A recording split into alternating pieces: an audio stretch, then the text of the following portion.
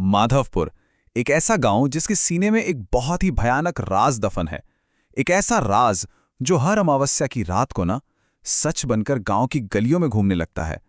ये कहानी है एक ऐसे खौफ की जो पिछले 70 सालों से इस गांव पर एक साए की तरह मंडरा रहा है। जानते हैं, माधवपुर गांव में ये सिर्फ एक कहावत नहीं है, बल्कि एक कड़वी हकीकत है। एक ऐसा सच जिसे गांव वाले न जाने कितनी पीढ़ियों से जीते आ रहे हैं, और एक ऐसा डर जिसका कोई अंत नजर नहीं आता। तो आखिर इस रात में ऐसा क्या है? इसकी भयावहता को समझने के लिए हमें पहले उस 70 साल पुराने श्राप को समझना होगा जो इस गांव की रूह में बस चुका है। इस पूरे श्राप की जड़ है ये भूतिया बारात। गांव के लोग बताते हैं कि ये कोई मामूली जुलूस नहीं, बल्कि मरे हुए लोगों की एक बारात है जो हर अमावस्या को अपनी दुल्हन लेने के लिए आती है। और सोचिए, ये आतंक कोई 1-2 साल से नहीं, बल्कि पूरे 70 सालों से चल रहा है। मतलब ये कोई नई घटना नहीं है, बल्कि एक ऐसा खौफ है जिसे गांव की कई पीढ़ियों ने अपनी आंखों से देखा है और महसूस किया है। अब श्राप के कुछ पक्के नियम भी हैं जिन्हें गांव का बच्चा बच्चा जानता है। ये हमेशा अमावस्या की रात को होता है। ठीक 9 बजे नगाड़ों की वो डरावनी आवाज गूंजने लगती है। और सबसे खतरनाक नियम, उस रात अगर कोई बाहर दिख गया तो वो भी बारात के साथ चला जाता है।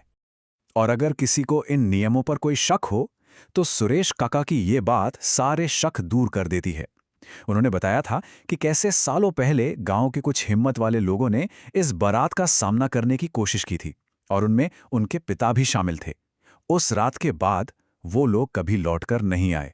चलिए, अब कहानी में उस भयानक रात पर वापस आते हैं।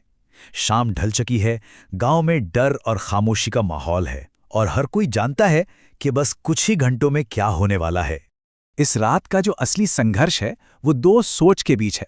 एक तरफ है गांव वाले जिनका डर 70 साल के तजुर्बे पर टिका है, और दूसरी तरफ है प्रिया जो शहर से पढ़कर आई है और इन सब बातों को बस अंधविश्वास मानती है।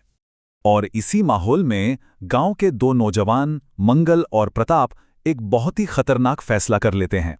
उनका बचपना और उनकी उत्सुकता उन्हें गांव का सबसे बड़ा नियम तोड़ने पर मजबूर कर देती है। अमावस्या की रात को घर से बाहर रहने का फैसला। और जैसे जैसे रात गहराती है, तनाव बढ़ता जाता है। शाम 7 बजे अंधेरा छाने लगता है। 8 बजते बजते पूरा गांव अपने अपने घरों में कैद हो जाता है, दरवाजे बंद। और फिर ठीक 9 बजे वो आवाज आती है, नगाड़ों की वो दिल दहला देने वाली आवाज। रात की खामोशी अब टूट चुकी है। जिसका डर था वो आखिरकार आ ही गया। भूतिया बारात ने गांव में कदम रख दिया है।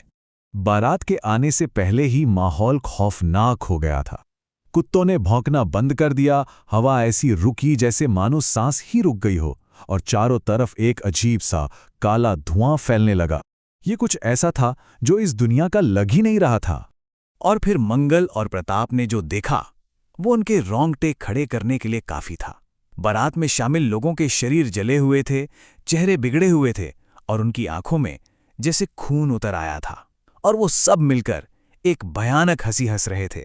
ये बारात बस यूं ही नहीं घूम रही थी, आज उसकी एक मंजिल थी। वो प्रेतों का जुलूस ठीक राजू के घर के सामने आकर रुक गया। वही घर जहां प्रिया मौजूद थी।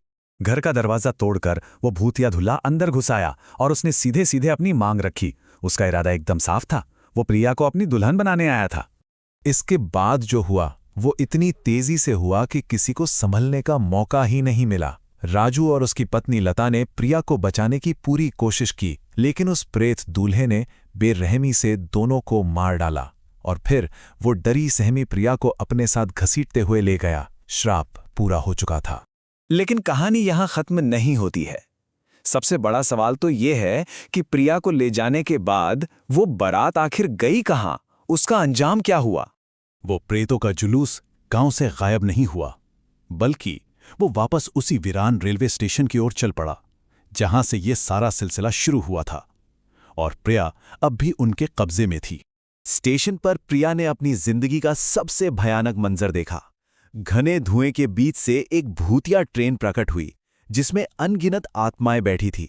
उस दूल्हे ने प्रिया को जबरदस्ती उस ट्रेन में चढ़ाया, और देखते ही देखते वो ट्रेन तेजी से आगे बढ़ी और धुएं में गायब हो गई। जब अगली सुबह हुई तो पूरे गांव में मातम पसरा हुआ था।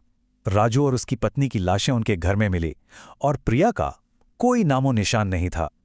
जिस लड़की ने इस पूरी कहानी को अंधविश्वास कहा था, वो खुद उसी कहानी का एक खौफनाक हिस्सा बन चुकी थी।